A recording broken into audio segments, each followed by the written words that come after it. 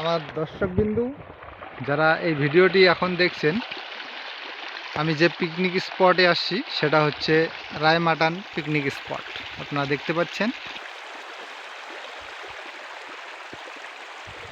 এই যে রায়মাটান picnic spot আসতে গেলে আপনাকে ঠিক মোটামুটি 1 থেকে 1.5 কিলোমিটার, 2 কিলোমিটার এরকম নদী বেয়ে আসতে হবে।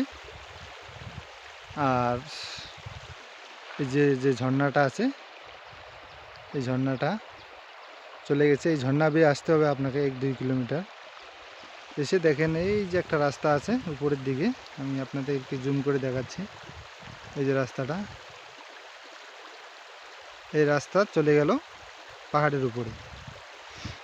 তো আজকে বৃষ্টি বৃষ্টি আকাশ, মেঘাচ্ছন্ন দেখতেই পাচ্ছেন আপনারা। আজকে যে আমি আসছি, আর পাহাড়ের গা বেয়ে প্রচুর মেঘ ঘিরে রয়েছে, দেখতেই পাচ্ছেন। পাহাড়ে গা বেয়ে প্রচুর মেঘ ঘিরে রয়েছে, শুধু ওই উঁচু পাহাড়টাতেই মেঘ জমে গেছে, একদম পুরো কালো মেঘে জমে গেছে।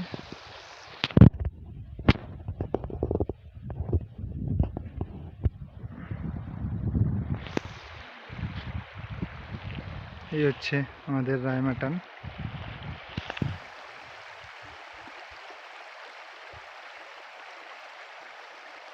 এখানে পাহাড় থেকে এই জলধারা নেমে আসছে।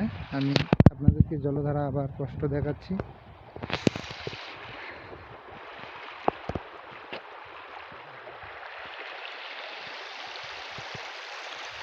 আপনারা যদি এই রায়মাটানে আসতে চান তাহলে আপনাদের কালচিনি থেকে 15 কিলোমিটার ভিতরে আসতে হবে।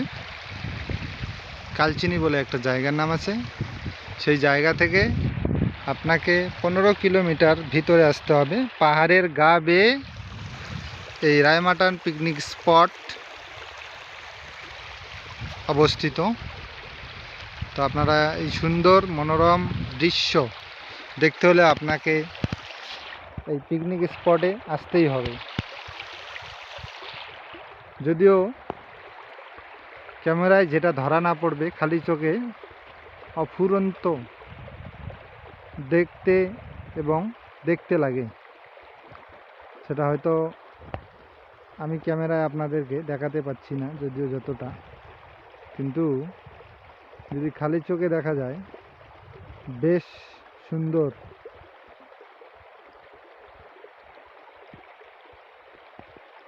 অতি সুন্দর। যদিও আমি মেঘটা আপনাদেরকে ভালো দেখাতে পাচ্ছি না, জুম করতেছি তবুও দেখা যাচ্ছে না, কিন্তু খালি চোখে মেঘটা খুব সুন্দরভাবে দেখা যাচ্ছে। যে পাহাড়ে যেন মেঘটা যেন পাহাড়ের গায়ে লেগে আছে এবং মেঘ দিয়ে পাহাড়টা যেন ঢাকা রয়েছে।